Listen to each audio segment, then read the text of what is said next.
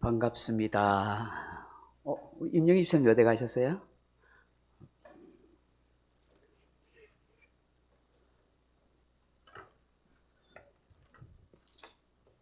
아니, 놔두세요. 찬송 하나 하고 기도하고 시작하겠습니다.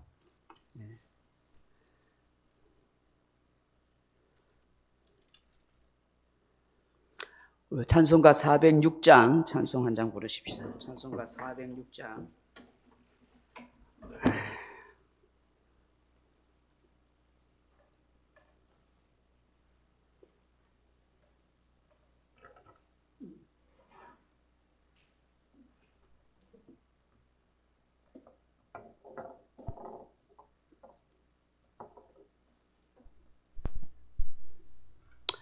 (406장) 찬송 하나 부르고 우리 같이 강의 듣도록 하겠습니다. 406장입니다.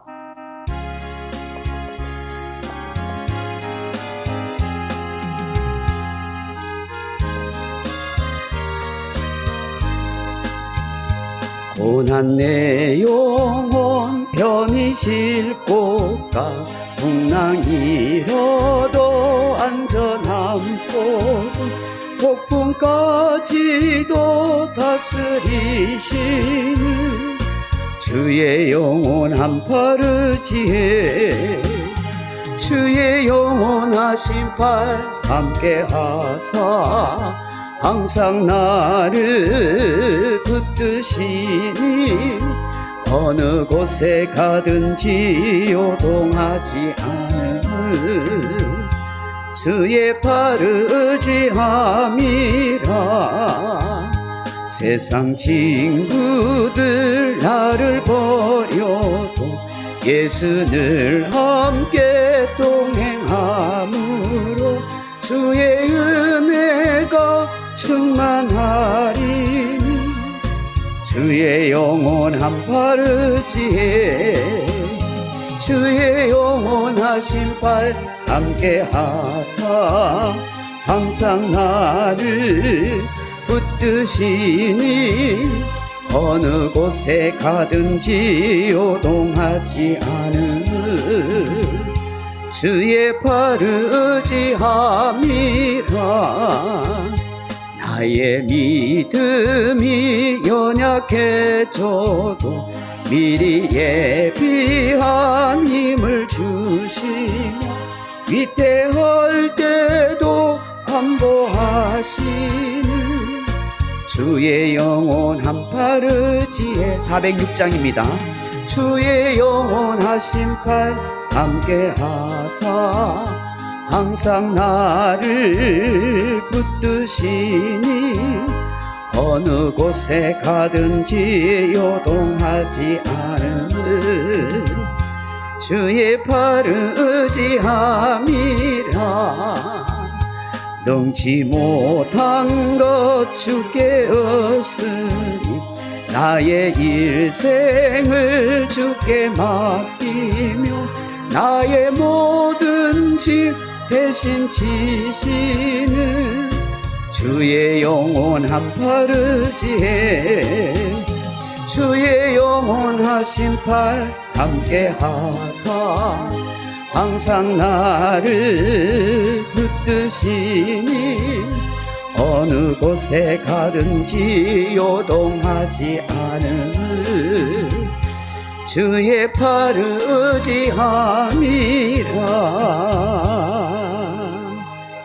기도하고 시작하겠습니다. 좋으신 아버지 고맙고 감사합니다. 오늘도 이렇게 하나님께서 저희를 사랑하셔서 우리 귀한 목사님 또 오셔서 함께 독서에 관한 강의의 말씀을 듣게 하시니 감사합니다. 주의 성령님이 함께 해주셔서 귀한 시간 하나님께서 귀한 말씀으로 또 가르침으로 우리에게 깨우침을 줄 수 있도록 우리 목사님 붙들어 주시고 또 영육간에 강건함을 더하여 주옵소서. 배우고 깨닫게 되는 것들을 우리의 자녀들과 또 우리의 삶에 잘 적용해 갈 수 있도록 하나님이 역사하시고 축복하여 주옵소서. 이 한 시간 성령님이 우리 항상 목사님 붙들어 주시기를 간절히 소망하고 주 예수 그리스도의 이름으로 간절히 기도드리옵나이다. 아멘.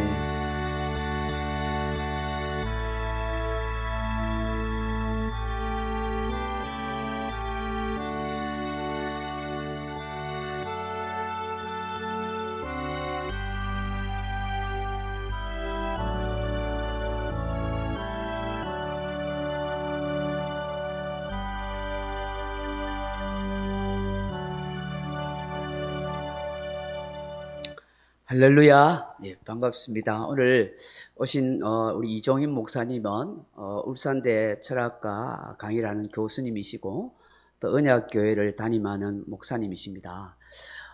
이 선바이 도서관에서도 강의, 독서에 대해서 강의하시고 중구청 또 각 기관에서도 여러 가지 독서와 또 책을 나누는 그런 어떤 강의합니다. 저도 몇 번 강의를 들어봤는데 아주 탁월하셔요.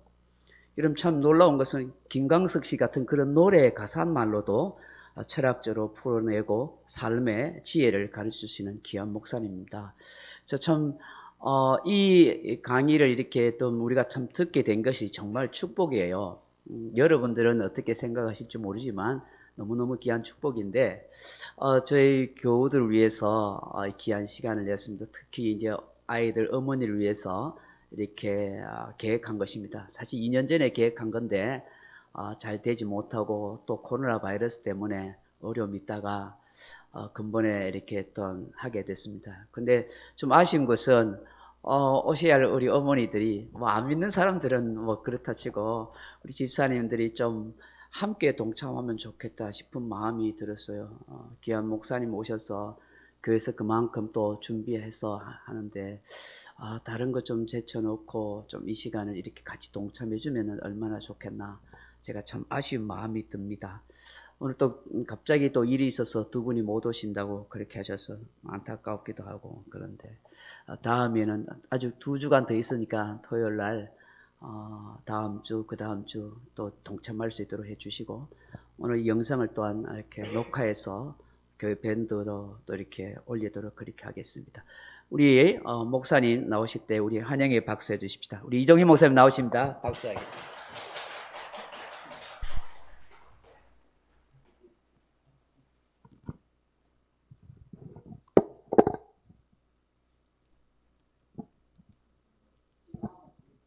네, 목사님 이거 포인트가 안 돼서 그냥 목사님 부탁드려야 될 것 같습니다. 네. 반갑습니다. 반갑습니다.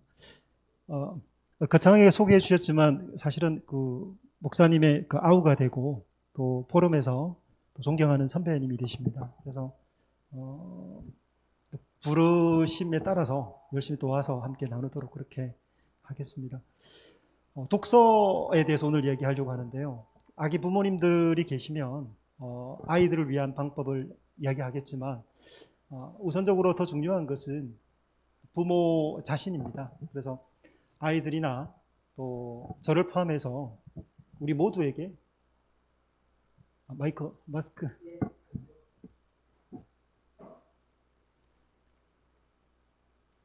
모두에게 필요한 것이고요. 사실은 이제 아이들을 위한 방법보다는 부모가 스스로 독서하는 법들을 익히고 또 그걸 습관화하면 아이들에게도 자연스럽게 이렇게 흘러갈 수 있는 부분이라 생각을 합니다.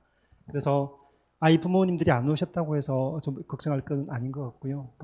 독서하는 방법에 대한 그 시대적인 변화, 그리고 우리 시대에도 변하지 않는 성도로서의 독서하는 방법, 이것에 대해서 함께 나누면 좋겠다는 생각이 있습니다. 다시 한번 잠깐 기도하고 시작하겠습니다. 은혜로우신 주님, 감사합니다.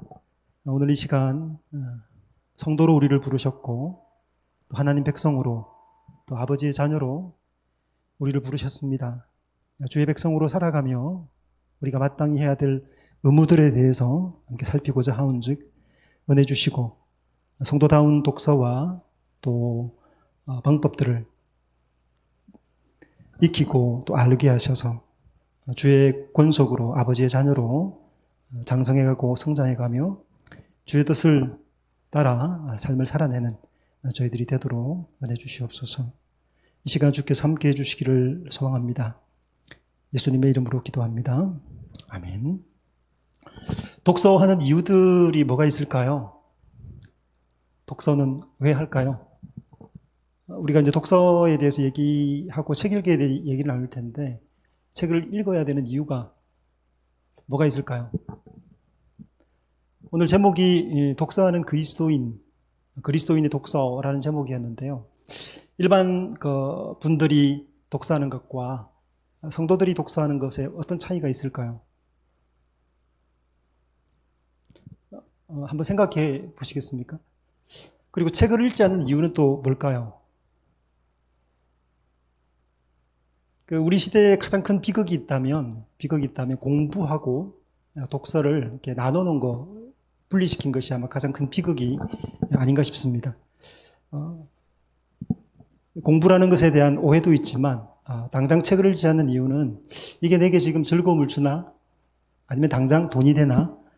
당장 내게 어떤 유익을 주나 하는 실용적인 생각에서 독서를 하지 않는다고 말할 수 있겠는데요. 책을 읽어야 되는 이유가 그러면 뭘까요? 우리가 이제 원래 독서, 책 읽는 방법들과 기술들을 익히기 전에 독서하는 이유를 한번 살펴가보면 좋을 것 같은데요. 목사님 넘겨주시겠습니까? 네, 어릴 때 많이 들었던 얘기 아닌가요? 책 읽지 말고 공부해라. 책 그만 읽고 공부 좀 해라. 이렇게. 사실은 우리 시대 가장 큰 비극은 독서와 공부를 분리시켜 놓은 겁니다. 공부는 어떤 평가에 따른 보상들을 주는 거잖아요. 열심히 공부하면 성적들을 평가받고 서열 세우기가 가능하죠. 그래서 지금 저희 막둥이도 이제 고1인데 수능을 이제 쳐야 되잖아요.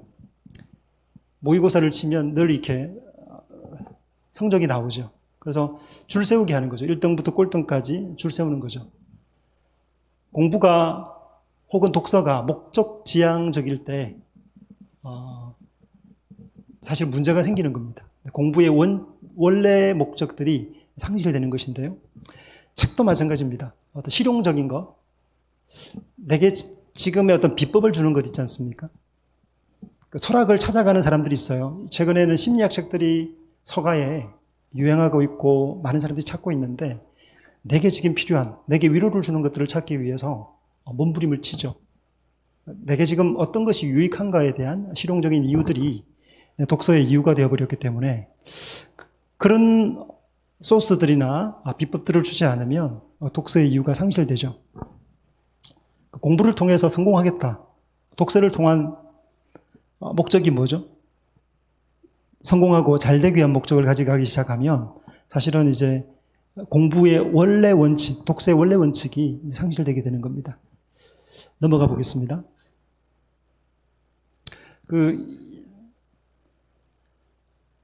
공부라는 말은 이제 쿵푸란 말과 똑같은 말이지 않습니까? 우리로 말하면 이제 우슈, 쿵푸, 혹은 이제 몸을 단련하는 것과 같은 단어입니다. 예전 분들은 공부를 독서와 분리시킨 일이 없습니다.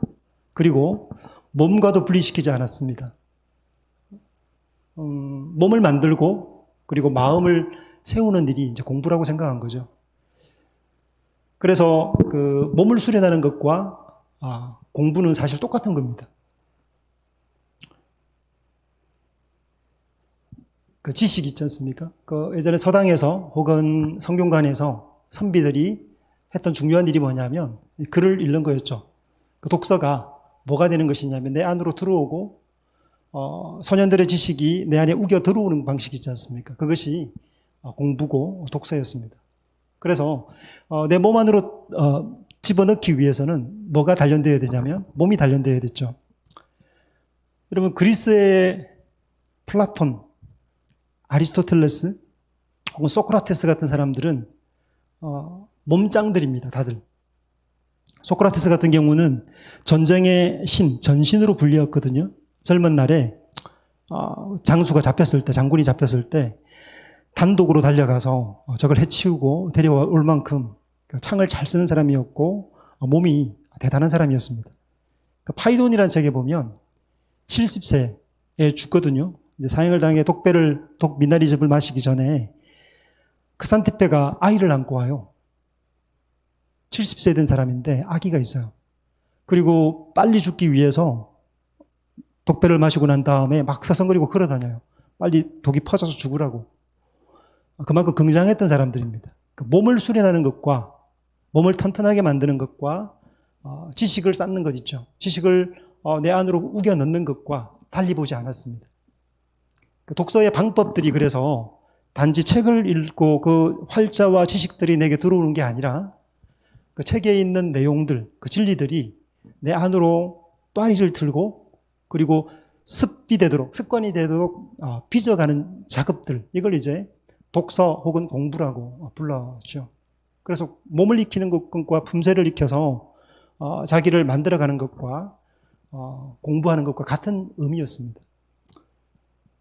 이게 이제 데카르트 이후로 바뀌어버렸거든요. 독서가 확 바뀌어요. 어떻게 바뀌냐면 데카르트 이전과 이후로 바뀌는데, 인식하는 거 있죠. 내 안에 머리에 집어넣는 것과 또 몸으로 만들어내는 것이 분리가 돼버렸어요.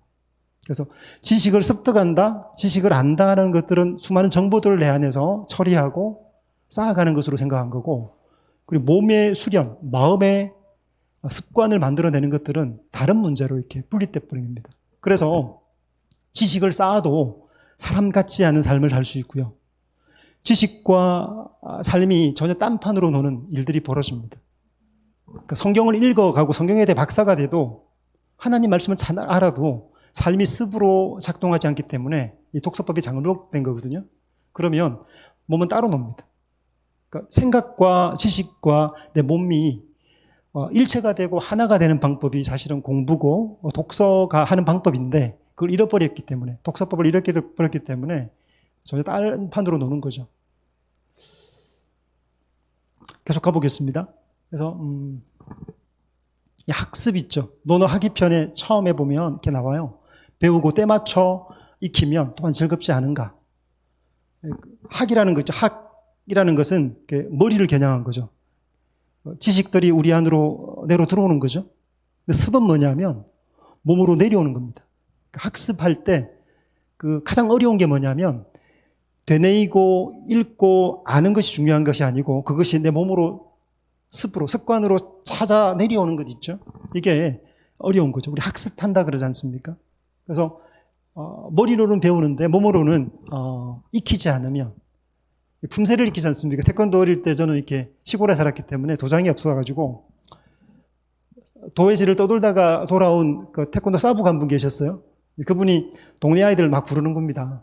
그러면 이제 그 동네 논 있죠, 논. 겨울 되면 논이 마릅니다. 마르면 그 건조한 곳, 물이 있으면 얼기 때문에 건조한 곳을 이렇게 좀 정리해서 아이들이 다 모여요. 그래서 제일 먼저 뭐 하냐면 아랫맞고 찌르고부터 시작하거든요. 차리업부터 시작해서 기마 자세.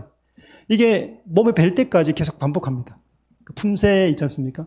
그 품새를 몸의 습관으로 완전히 내려왔을 때부터 이제 동작들이 나가죠. 손널 목치기도 나가고 뭐 이렇게 다른 방법들이 나가는 거거든요. 이게 몸이 습관이 되고 익숙해져야 그 다음부터 다른 이제 방식으로 나갈 수 있는 거거든요. 근데 학이 습이 되지 않으면 따로 놀게 되죠. 그래서 우리 아이들은 많이 알아도 인지적인 것만, 머리만 커지는 것만 이야기하면 습이 되지 않으면 불행한 삶을 삽니다. 성도도 마찬가지인데 말씀을 듣지만, 그리고 말씀을 배워가지만 그것이 우리 안으로 들어오지 않고 내 삶에 수반되는, 동반되고 나를 이끌어가는 것이 되지 않으면 불행한 그리스도인이 되는 거죠. 또 모범도 되지 않고 뭐 그렇게 되는 거죠. 그래서 몸에 새겨지는 관성이 있지 않습니까? 이게 공부의 중요한 방법인데, 차차 공부하는 방법에 대해서, 독서하는 법에 대해서 얘기를 드리려고 합니다. 그래서 내 생각이 있지 않습니까? 내 생각을 압도하는 힘, 이게 이제 습인데, 예전 선배들이 그렇게 공부했거든요. 그러니까 고대 사람들, 우리 조선시대까지 그랬습니다. 주자하기 힘을 발휘했으니까요. 책을 보면 이 책이 계속 소리내서 음독을 합니다. 반복해서 읽습니다. 이것이 내 생각과 내 의지를 꺾고 들어오는 것 있죠. 이걸 이제 공부라고 얘기를 합니다. 하나님 말씀을 읽을 때 마찬가지입니다. 묵상이라는 말은 깊이 생각한다는 뜻이잖아요. 묵상이 그렇거든요. 또 하가라는 단어로 또 엎조리다는 뜻도 있어요. 이게 뭐냐면 그 말씀이, 그 진리가 나를 이렇게 내 몸에 배이는 것 있죠. 이건 뭐냐면 우주적 관성을 넘어서는 겁니다. 내가 욕망하고 원래 있던 모습들을 눌러 들어오는 거죠. 그게 이제 공부라고 얘기하는데, 진리 앞에서 우리가 순복해야 되잖아요. 그 선배들이 그렇게 했거든요. 예수 안 믿는 사람들도 그 학과 습을 통해서 공부하고 독서를 했거든요. 근데 그렇게 되지 않으면 이 관성으로 몸에 배어지지 않으면 제대로 된 독서 아닙니다. 힘이 없습니다. 인지적인 것은 반론들이 생기거든요. 언제나 변증법에 따라서 정반 합의를 찾아가는데 무한 반복으로 갑니다. 그러니까 헤매는 길로 가는 겁니다. 심지어는 비루하다 느낍니다. 이게 답이 있나? 불행한 거죠. 진리가 우리 안에 또아리를 틀고 들어오도록 해야 그 소년들과 혹은 말씀에서 요구하는 대로 살아가는 성도의 삶들을 살아낼 수 있거든요. 독서법과 또 이렇게 마찬가지입니다. 그러니까 인문학을 한다, 고전을 읽는다 말할 때 그것이 자신의 생각들과 비루어서 우리 지금 현재로 평가하는 것이 아니라 밀고 들어왔을 때 그에 발맞추는 걸음들을 함께 할 수 있는 거거든요. 현대는 인지적으로 자꾸만 비판만 하는 태도로 가는데 그럼 학습의 태도가 사실은 아닌 거거든요. 넘어가 볼게요. 그래서 반복과 행함이라는 게 되게 중요한 거죠. 그래서 습관은 반복 없이 형성이 안 되거든요. 연습이 전성의 일부가 되도록 하는 것, 이걸 달인이라 그러는데 쉽지 않습니다. 세상에는 책이 두 가지가 있잖아요. 책이 두 가지가 있죠. 하나가 자연이고, 자연도 책이에요. 저도 어릴 때는 시골에 살아서 책이 없었습니다. 초등학교 5학년 때 친구가 전기를 샀더라고요. 오렌지색으로 된 전기집인데 이순신, 계백부터 시작이 쫙 있는데 친구 집에 가니까 책이 있으니까 너무 신기하고 놀라워가지고 책 좀 빌려달라고. 절대 안 빌려주더. 어릴 때 뭐 보고 자랍니까? 바닷물 속을 기억하거든요. 바다 밑에 동굴이 있고 형성된 것들을 파악하잖아요. 하늘의 별을 보죠. 달을 보죠. 그리고 친구, 사람 책도 있죠. 사람들을 보죠. 엄마, 아빠를 봅니다. 엄마, 아빠도 책이거든요. 자연에 있는 일반적인 은총이라 말하는 그 책들을 접하죠. 그래서 그 조형된 그 흐름들 있잖아요. 그 자연에 따라서 그렇게 습관화되고 그렇게 익숙해져 살아가거든요. 어릴 때 작사를 만들었어요. 그 철사, 굵은 철사 사가지고 끊어다가 이렇게 돌로 이렇게 찧어가지고 돌에 갈아서 작사를 삼지창으로 만들어가지고 생고물을 엮어서 물속에 들어가서 찔러서 물고기를 잡거나 개를 잡거나 했거든요. 근데 이게 습이 돼가지고 여름만 되면 거의 그렇게 살아요. 밥 한 쌀에 얼마, 그 다음에 라면 하나 들고 아침에 바닷가로 나가면 어둑어둑해져 들어와요. 밥 해 먹고, 다 해 먹고. 그게 하나의 생활이 패턴이 된 거죠. 그렇게 되면 결국 뭐가 되겠습니까? 어부가 돼야 되죠. 초등학교 6학년 때 학교를 자퇴하고 어부가 된 친구도 있었고, 지금 시골에 가면 어촌계장이라든가 다 친구들입니다. 배를 타고 막 몰고 다녀요. 그런 문화 속에 살면 그런 소뚜껑만한 주먹을 들고 막 강인하게 살거든요. 마도로스로 삶을 사는데 그게 익숙해지면 그게 삶으로 연결되잖아요. 뚫고 나오는 게 필요하죠. 다른 방식으로 가는 게 뭐가 있냐 할 때 그게 이제 공부라고 얘기하는 거죠.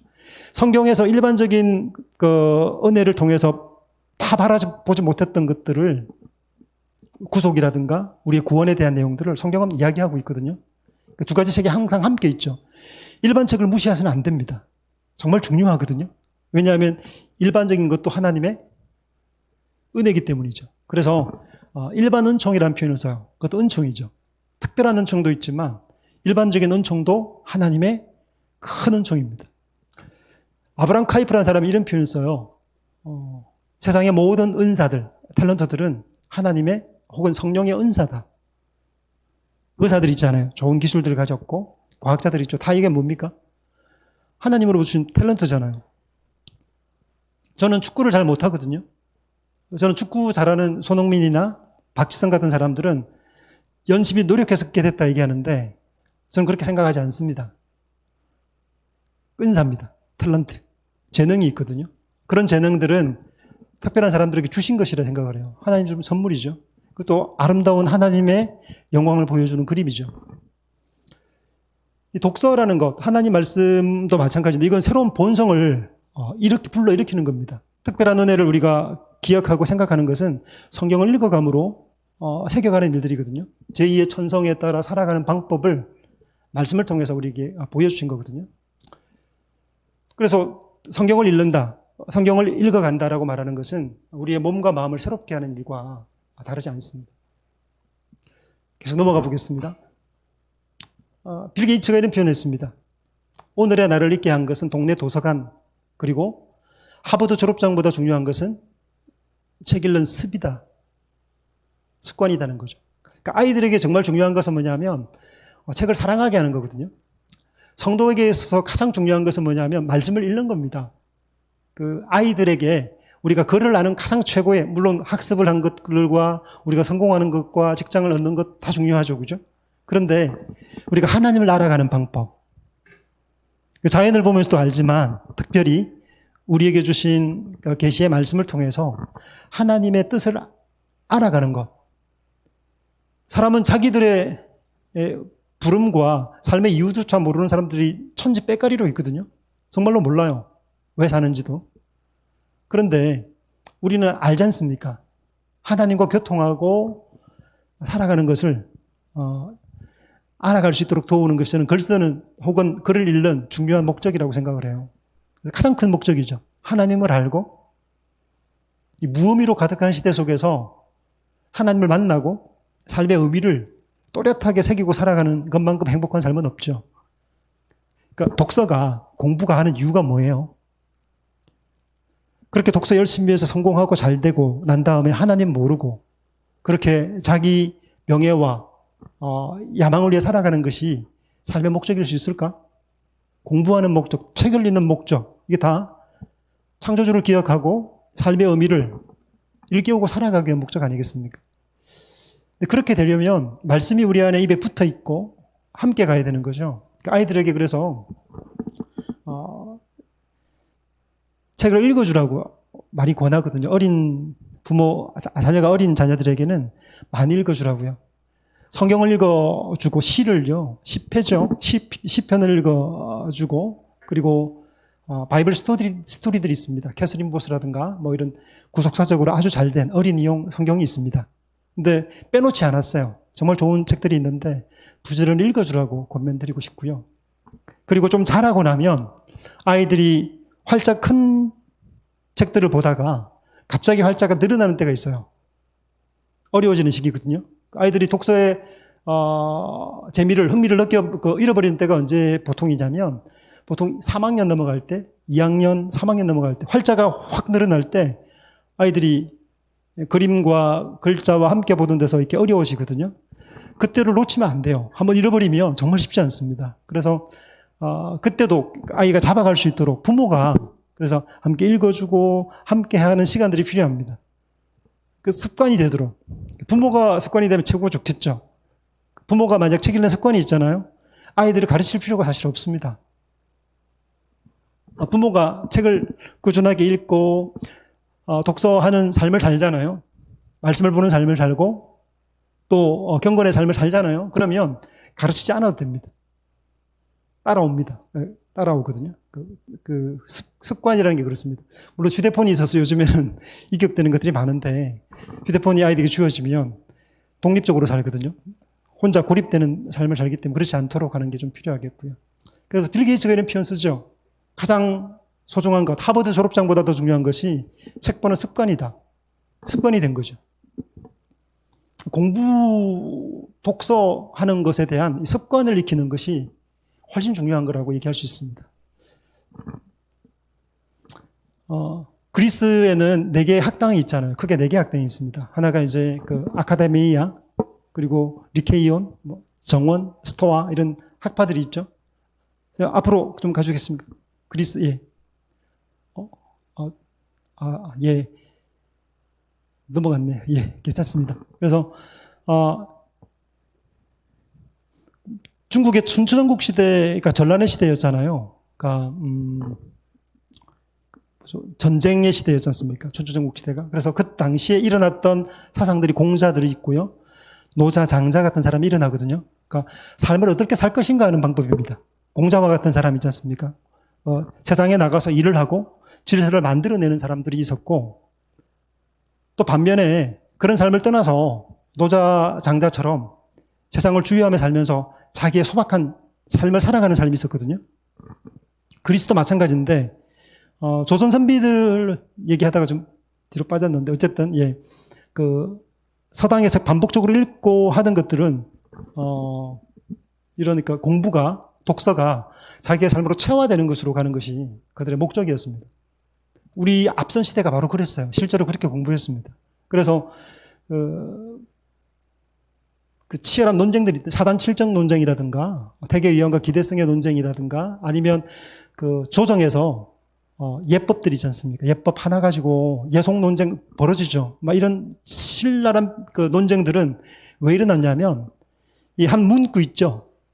그 고전에 대한 한 문구의 해석에 대해서 얼마나 첨예하고 깊이 있게 다루었는가를 보여주는, 달리 보면 그것 가지고 싸우나? 하고 생각하기 쉽지만 그 선비들이 얼마나 치열하게 그 문구와 내용들이 몸으로 들어왔으면 그 죽고 사는 문제로 받아들였어요. 우리가 생각할 때는 이해가 잘 안 되죠. 그거 지식 이렇게 생각하면 되지, 뭐 넘어가면 되지. 그게 무슨 죽고 사는 문제야? 아니요. 죽고 사는 문제입니다. 내가 이때까지 삶을 살아오면서 지탱해왔던 섭하고 생각하고 목표에 지향했던 것들이 비뚤어지잖아요. 목숨을 겁니다. 그러니까 우리가 아는 것과 믿는 것 있지 않습니까? 내가 신뢰하는 것. 이게 함께 가는 거죠. 삶이 함께 가요. 공부는 이걸 잃어버렸기 때문에 근대에는 지식과 삶이 따로 놀기 때문에 목표가 없이 방황하는 거거든요. 내가 삶에 살아가는 방법이 딱 길이 보이는 거죠. 그걸 위해서 반대가 있으면 싸우기도 하고 살아가는 거거든요. 이걸 잃어버린 거죠. 삶과 공부가, 독서가 체화되지 않았기 때문에 어려움을 겪는 겁니다. 그리스도 마찬가지입니다. 넘어가 보면요.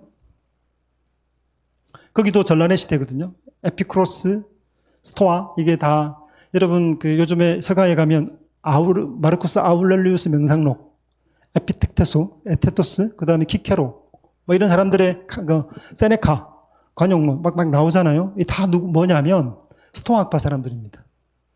전쟁의 시대 때 어떻게 살 것인가? 우리 시대가 그렇잖아요. 직장 얻기 위해서, 먹고 살기 위해서 싸움하는 시대잖아요. 경쟁하는 시대잖아요. 이 시대 가운데서 어떻게 살 것인가? 로마가 확장하면서요, 제국주의 정책을 펴면서 전쟁이 끊임없이 있었어요. 그 젊은 나이에 종군하면 은퇴하면 60세가 돼요. 온통 전쟁터에서 생애를 보내야 되는 입장에서 적군 앞에서 어떻게 해야 이것을 유지할 수 있을까요? 평정심을. 운명이다. 운명론가 같거든요. 이 주어진 삶의 운명이, 정해진 운명에 따라 내 삶이 결정된다고 보는 게 이제 스토아의 입장이기 때문에 주어진 인생 오잖아요. 어려움이 오잖아요. 그러면 그건 다 운명이야. 피할 수 없어. 즐기자. 찾아오는 것에 대해서 피하지 말자. 군인 정신과도 같죠. 유명한 마음을 강심장으로 만드는 방법이죠. 이 전란과 어려움의 경쟁 시대 속에서 내게 주어진 삶을 뚜벅뚜벅 걸어가리라. 이렇게 해서 삶을 이렇게 명상록 보면 그런 이야기들로 가득 차 있잖아요. 그것만 쓴 게 아니에요. 전란의 시대 때 왜 끌려가? 그런 쓸데없는 허비하는 죽음, 인생을 그렇게 허비해서는 안 돼. 내 삶을 소박하게 살아가야 될 거야. 그 정원학파라 그러죠. 호케포스라고 얘기하는 정원. 내가 장미를 심고 꽃을 심고 내 아내와 함께 소확행, 확실한 작은 행복들을 누려가는 거 있죠. 거대 담론, 예국심, 정의, 진보, 그리고 보수 필요 없어. 난 내 가족과 함께, 내 자녀와 함께 아웅다웅 잘 살 거야. 노장사상처럼 똑같아요. 여기 에피크로스도 정원의 학파를 이루고 살아가는 거죠. 근데 이것을 아는 것이 삶으로 그대로 직결돼요. 공자 사상 있잖아요. 배웠던 사람들은 국가로 나가서 모사가 되고 또 간백이 되고 또 장군이 돼서 일을 해요. 배운 대로 사는 거예요. 노장 사상을 배운 사람들요, 산과 들로 옮겨 다녀요. 소유하는 삶을 살거든요. 배운 것이 삶이 된 거죠. 일종의 학습 공동체입니다. 아카데미아, 플라톤 있지 않습니까? 아카데미라 불렀는데 거기에 들어오는 사람들 있잖아요. 들어오면 공동생활합니다. 학비도 안 받아요. 거기 가면 뭐 하냐면 수련을 해요. 거기에 들어가서 배웁니다. 공동생활을 하는 거거든요. 삶을 이루어가는 거예요. 그러니까 철학을 한다. 내가 공부를 한다. 독서를 한다. 이것을 내 것으로 받아들이고 섭렵하면서 삶을 이루어가는 걸로 생각한 거죠. 그래서 심지어는 목숨과 삶의 어떤 거기에 경계에 대해서 던져 놓는 삶이 그런 삶이거든요. 저기 인도 북부에 가면 라마 불교 있거든요. 라마 불교 따라가잖아요. 그러면 탁발로 헌신하고 시작을 하면 생의 마지막까지 그렇게 닭발로 죽어요. 생과 사를 나누는 문제거든요. 근데 예전에 선배들은 어떤 학파에 들어간다, 내가 공부한다, 내가 하나님 말씀의 백성으로, 하나님 백성으로 산다 라고 말할 때 그것은 내 삶과 죽음을 결정하는 겁니다. 독서는 그래서 어떻게 보면 공부라는 건 무서운 것일 수도 있어요. 결정되는 거니까. 그러니까 나누어진 시대에 현대를 살면 내가 아는 것과 배우는 것과 전혀 상관없이 살 수 있지만 안 그랬다는 거죠. 공부한다는 것은 언어, 사상과 책들을 읽어간다는 것은 삶을 전체를 바꾸는 걸로 생각했어요. 그래서 힘이 있었습니다. 네, 그 중세로 넘어와도 마찬가지예요. 렉치오 디비나 많이 들어보셨죠? 거룩한 독서. 요즘 뭐 책이 막 나오는데 이걸 뭐 그냥 따라하자는 얘기는 아니에요. 아닌데 거룩하게 읽어가는 방법인데 이건 뭐냐면 천주교에서 로만 캐톨릭에서 이제 시작을 하고 한 건데요. 그 렉치오 디비나는 두 가지가 있다고 봤어요. 그 글을 아는 사람과 글을 모르는 사람들. 실제로 라틴어를 읽지 못하는 사람들이 허다했거든요. 그래서 글을 읽지 못하는 사람들에게는 뭐가 필요하냐면 이콘이 필요해요. 이콘이 뭐냐면 성상이거든요. 아이콘이라 그러죠, 요즘에. 성상 숭배 있죠. 그 원력들, 우리가 말하는 그 신앙 원력이 있지 않습니까? 그게 원래는 교과서였습니다. 그림을 통해서 대강절에 예수님이 태어나셨대. 예수님 순환절을 통해서 예수님이 순환 받으셨대. 성금요일에 예수님 돌아가셨대. 부활절을 통해 부활하셨대. 그 원력을 통해서 신앙 교육을 한 거거든요. 그 렉티오 디비나를 할 때 글을 모르는 사람들은 여행을 해요. 어디로? 성지로. 성지 순례를 가고 여행을 하면서 고행을 하면서 또 성상숭배를 하면서 뭐 했냐면 거룩한 독서 읽어가는 거죠. 글을 모르니까. 근데 사제들은 뭐 했냐면 책을 파는 겁니다. 그 거룩한 독서라고 얘기할 때 그 머리와 가슴까지 내려오는 방식으로 사제들 같은 거 라틴어를 알잖아요. 글을 알면 성경을 들고 그걸 이렇게 반복해서 그 안에 들어오도록 스피되도록 읽어가는 방식이 있죠. 이걸 렉티오 디비나라 불렀죠. 그러니까 암는 것과 삶이 하나로 묶어지는 방식으로 읽어가는 방식이었습니다. 이 방식이 결국 뭘 만들어냈냐면 마르틴 루터라는 사람을 깨뜨리게 됩니다. 넘어가 볼게요. 이게 이제 루터도 마찬가지고 칼뱅도 마찬가지입니다. 이 사람들은 책을 어떻게 봤냐면 죽고 사는 문제로 본 거예요. 그러니까 아닌 건 아니잖아요. 로마서를 보다가 이게 아니잖아요. 믿음으로 의롭게 되는 것인데 행위로 되는 게 아니잖아요. 그럼 뭐하냐? 목숨을 거는 겁니다. 우리 시대 그런 혁명 안 나와요. 왜냐하면 아는 것과 삶이 따로 노니까. 내가 먹고 살아야 되니까. 머리 위로는 따라가요. 근데 몸으로는 그렇게 못 따라가죠. 왜냐하면 살아야 되니까. 예전에는 목숨을 건 사람들이 가능했기 때문에 그렇게 못 사는 거죠. 그렇게 못 살기 때문에 95개문 반박문을 붙이고 저항하는 거죠. 철저한 성경 읽기가 렉티오 디비나가 어떻게 보면 성경을 바르게 읽는 방식을 통해서 맺어낸 열매가 개혁의 길이기도 했습니다. 아리스토텔레스 말해서는 관조하는 방식까지 올라가는 막 그런 게 있는데요. 그런 것보다는 중요한 것은 뭐냐면 우리 하나님 말씀이 내 삶의 목숨과 삶을 결정하는 중요한 것으로 다가오느냐 아니냐의 문제였다는 거죠. 독서는 원래 그랬습니다. 예전에는 책이 그렇게 많지 않았죠. 우리 시대는 책들을 구별하잖아요. 책도 분류해서 보기도 하고 독서의 방법도 여러 가지가 있고 즐기는 독서도 있지 않습니까? 그냥 시간 때우기 위한 독서도 있겠고요. 책을 읽으면 즐거운 책들이 있거든요. 쾌락을 위한 쾌락 독서도 있습니다. 근데 예전에는 책이 많지도 않았을 뿐더러 그 책은 우리의 삶을 결정하는 또 죽음을 결정하는 그런 중요한 문제였다는 거죠. 고전을 읽는다 말할 때 현대적 방식으로 읽어 나가버리면 사실은 어려워하시는데요. 그건 이제 왜곡되기 쉽습니다. 그냥 머리만 아주 커지고 삶이 없는 수사만 레토릭만 가득한 것으로 바뀔 수 있는 거죠. 계속 가보겠습니다. 그래서 독서를 그러면 어떻게 하느냐? 예전 방법으로 얘기하면 그래요. 암송은 소리 내는 거죠, 입으로. 우리는 암송하면 암기해야 된다 생각하는데 그렇지 않습니다. 시편 1편을 읽잖아요. 읽을 때 음독을 하지 않습니까? 소리 내어 읽어요. 예전에는 묵독하는 것은 이상한 것이었어요. 우리 그 데카르트 이후라고 그랬잖아요. 이게 이후로 소리 내지 않고 이런 게 등장했거든요. 요즘은 다 그렇죠. 주류가 떠들면 방해된다 그래서 못 읽게 하잖아요. 예전에는 음독이었어요. 귀로 울려서 내가 읽는 소리가 귀로 들려야 됐어요. 이 소리가 반복되잖아요. 10편 1편을 반복해서 읽잖아요. 이게 반복 암송하는 걸 통해 결국은 암기가 자연스럽게 일어나고 그게 내 삶을 지배하는 방식으로 내려오는 것으로 가거든요. 박윤선 박사님이라고 계세요.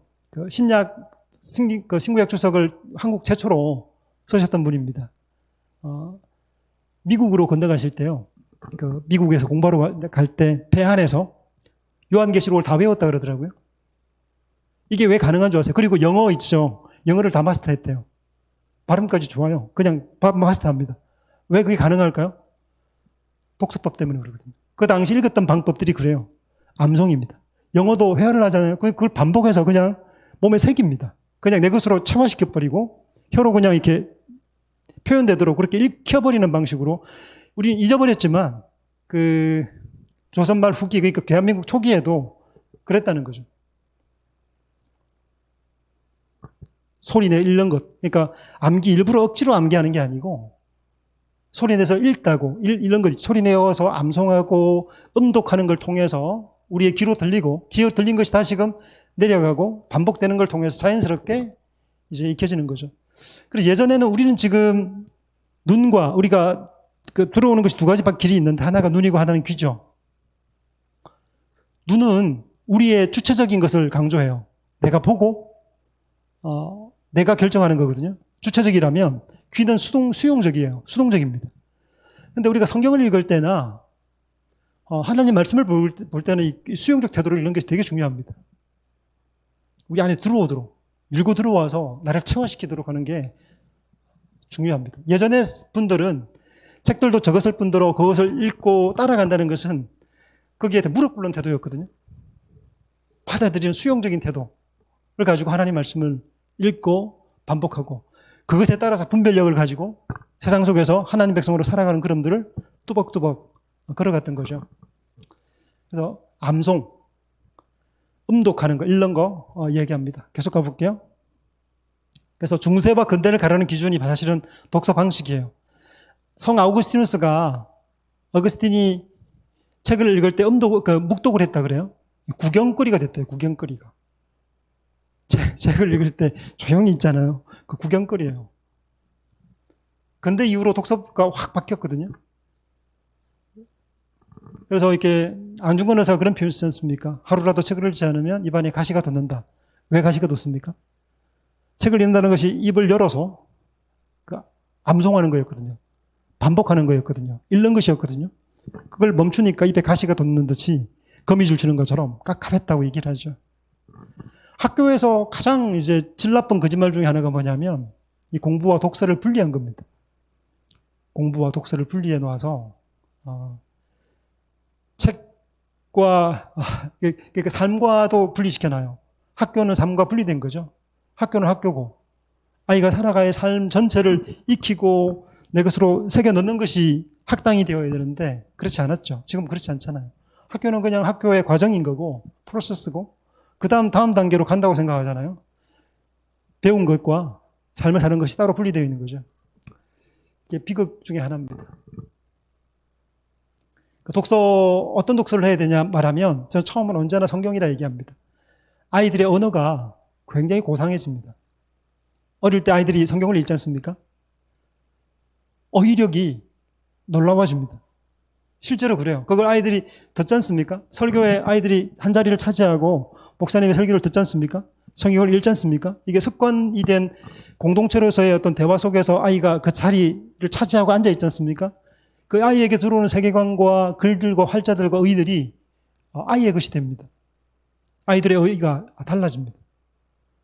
이미 성경에 보면 고전이 가지고 있는 범죄에 대한 것, 전쟁에 대한 것, 비극과 그리고 에로틱한 것과 온갖 게 다 포함되어 있거든요. 아이들이 이 세상에 대한 것들 속에서 신자로 살아가는 법들을 말씀을 통해서 배웁니다. 성경이 아이들의 1차적인 독서의 대상이 되어야 됩니다. 목사님 앞으로 한 번 더 앞으로. 예. 네. 그래서 또 하나가 뭐냐면 고전 읽어주셔야 됩니다. 고전. 부모님께서 고전에 대한 해안을 가지고 고전 좋은 게 많거든요. 기독교 고전도 있겠고 일반 고전도 있습니다. 저는 논어보다 노자가 훨씬 좋더라고요. 그 사람마다 취향이 있습니다. 그래서 저는 소극적이고 좀 공명심이 별로 없고 좀 뭐랄까 내성적이고 뭐 그러다 보니까 노자라는 책이 훨씬 좋더라고요. 공자, 뭐 논어 이런 것보다 사람마다 성향이 있지만 부모님들이 고전을 좀 사랑하고 좋아하면 좋을 것 같아요. 그래서 여러 세기에 걸쳐 살아남은 책들이잖아요. 고전들을 내게 맞는 고전들을 찾아서 정독해 나가는 거. 독서법 배웠지 않습니까? 그러면 뒤에 또 자세하게 나옵니다. 방법이. 정독해 나가는 방법들을 취해보면 어떨까 싶습니다. 시간을 내서 부담스럽게 할 필요도 없습니다. 독서는 하루에 20분, 30분이도 충분해요. 이런 독서 있지 않습니까? 그러니까 아침에 바쁘지 않습니까? 우리가 아침에 책을 열어놓고 성경을 그렇게 우리가 음독하는 것처럼 한 장을 읽더라도 음독해서 읽는 것처럼 고전을 펼쳐놓고 많이가 안 가도 돼요. 반복해서 읽어 나가면 됩니다. 내 것으로 삼아가는 방법인데 묵상하는 방법도 독서법 중에 하나입니다. 그것에 대한 일기를 써가는 방법도 독서 일기를 쓰든 묵상 일기를 쓰든 이렇게 해서 자기 것으로 체화시켜가는 방법들이 있습니다. 넘어가겠습니다. 고등학교 때 책도 없던 제가 고등학교 때, 중학교 때죠. 고등학교 때 교회에서 우리 때는 학생들이 많았어요. 저희 때는. 저희 또래가 고등학교 1학년 때 또래가 40명이었습니다. 교회가 큰 교회가 아니에요. 작은 교회였습니다. 소중한 교회만한 교회인데 아이들이 많았어요. 저희 또래가. 근데 독서 클럽이 생겼습니다. 교회 안에. 그게 저를 책을 사랑하는 아이로 만든 방법, 중요한 과정이었다 생각되는데 지금 돌아가셨습니다만 조중심 선생님이라는 선생님이 계세요. 그분이 책을 좋아했고 사랑했고 또 아이들 독서 모임 하는데 많이 모이진 않았어요. 4명 이렇게 모였어요. 근데 그때 UFO의 실체부터 시작해서 관심 있는 거 있지 않습니까? 그 당시에 현대 굉장히 관심 있던 것에 대한 것뿐 아니라 되게 좋은 책들을 많이 봤어요. 그래서 대화하는 것을 통해서 독서하는 모임 있죠. 메타 독서라 그러는데 혼자가 아니라 2명, 3명이면 10배가 되거든요. 다른 생각들이 벼루어지니까 되게 좋았습니다. 저는 좋은 고등학교 안 나왔기 때문에 공부를 열심히 안 했습니다. 그래서 고등학교가 4시에, 3시에 반, 4시에 끝났어요. 그러면 이 책에 미쳐가지고 토성고개라는 통영에서 그거에 넘어오면 서점이 있어요. 인문당 서점이라는 곳에 가서 책들, 평전들, 돈이 별로 없으니까 그 책들 그 당시에도 볼 수 있었어요. 책들 서서 내내 보고 왔던 기억이 있거든요. 고등학교 1학년 때인가요? 제가 눈이 열렸는데 성경의 눈이 열렸습니다. 어릴 때 내내 교회를 다녔지만 하나님 말씀이 내게 다가오는 경험 있지 않습니까? 그게 한 1년 가까이 간 것 같아요. 학교 가서도 그랬고 눈물 흘리면서 이렇게 성경을 계속 봤던 때가 있어요.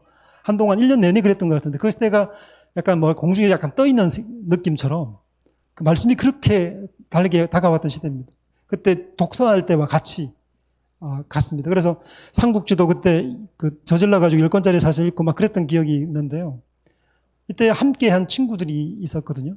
지금은 소방관으로 목사로 이렇게 놓여 있는데, 대화하는 독서, 책 읽고 이야기하는 즐거움, 그것을 나눌 수 있는 즐거움 이런 것들이 독서하는 길을 열어줬다 이런 생각이 듭니다. 좋은 선생님 만나고 그룹을 만나고 친구를 만나서 이야기했던 것들이 좋았다고 생각이 듭니다.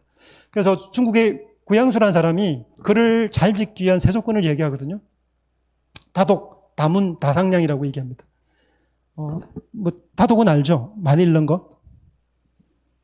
신학교 다닐 때 선생님 한 분이, 교수님 한 분이 그렇게 하셨어요. 독서, 물 읽듯이 읽어라. 물 마시듯이 읽어라. 그냥 읽으라고 얘기를 하는 거죠. 방법들은 여러 가지 있습니다만 그냥 생각하지 말고 그냥 읽으라고 얘기를 했던 분이 있죠. 많이 읽으라고 하는 것이 중요한 조건의 하나라고 얘기하고 있고, 다상량 있죠. 생각하고 읽는 것 얘기하는 거죠. 독서법이죠. 그리고 가운데에 놓여 있는 게 다문입니다. 다문. 대화입니다. 대화. 대화 속에서 좋은 아이디어도 나오고 책의 얼개도 정해지고요. 학위 논문 쓸 때도 그렇죠. 혼자 할 때는 힘들죠. 선생님과 함께 얘기 토론하다 보면 얼개가 수정되고 나오죠. 이게 이제 다문입니다. 많은 대화를 나누는 거. 그래서 책을 읽으면 저 누군가를 주기 위한 방식으로 읽거든요. 지금은 그렇습니다. 그 목사님 잠깐 소개하셨습니다만 그 도서관에서 독서할 때 거의 하루에 한 주에 한 권씩 그렇게 정리해 놓거든요. 정리해서 그걸 나누고 한 권 정리해서 나누고 이런 식으로 가거든요. 그래서 그 쉬는 시간이 있으니까 총 40주 정도 돼요. 그러니까 약 40권 정도가 기본적으로 저는 개인적으로는 그래서 다른 독서도 있지만 그 독서는 이제 나누기 위한 독서이기 때문에 되게 좋은 겁니다. 아이들 있는 부모 입장에서는 그런 독서가 좋을 것 같아요. 책을 읽으면 그 그림책이든 아니면 좀 두꺼운 책이든 상관없이 아이와 나누기 위한 목적으로 가면 부모가 굉장히 성장합니다. 본인이. 그러니까 나누고 설명하고 묻고 대화하기 위한 그런 독서가 좋죠. 목사들은 행복한 사람 중에 하나인데 왜냐하면 말씀을 읽을 때 나누기 위한 방식으로 고민하고 묵상하거든요. 즐거운 거죠.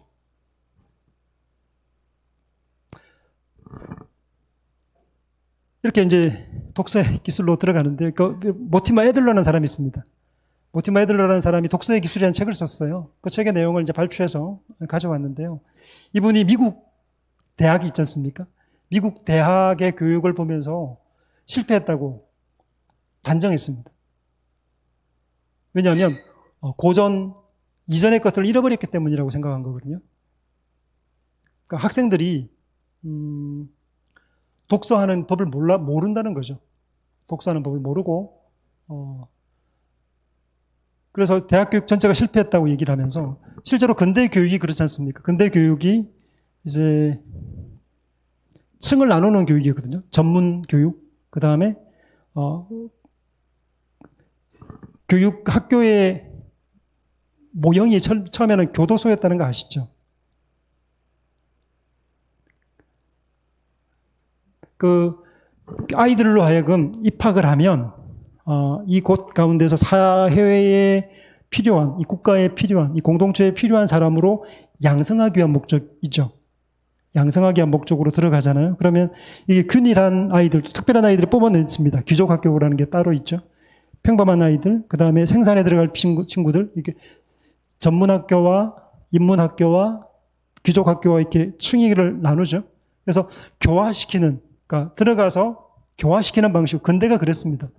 교화시키는 방식으로 거기에 필요한 일꾼들을 양성하는 방식으로 간 거죠.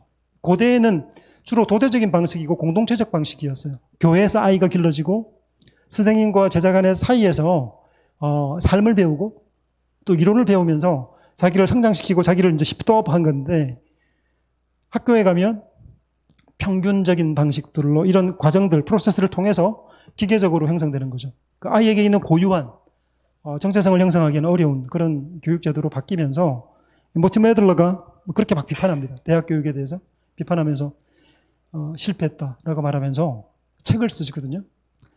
아리스토텔레스에 침투했던 인물이기도 한데 이 사람이 독서의 기술이라는 책을 써서 발표하게 되죠. 그래서 이렇게 공부해야 된다. 공부라는 대학 교육이라는 것이 실제로는 예전에 고대의 초등학문보다 못하다라면서 비판하면서 독서의 기술을 이렇게 시전하게 되죠.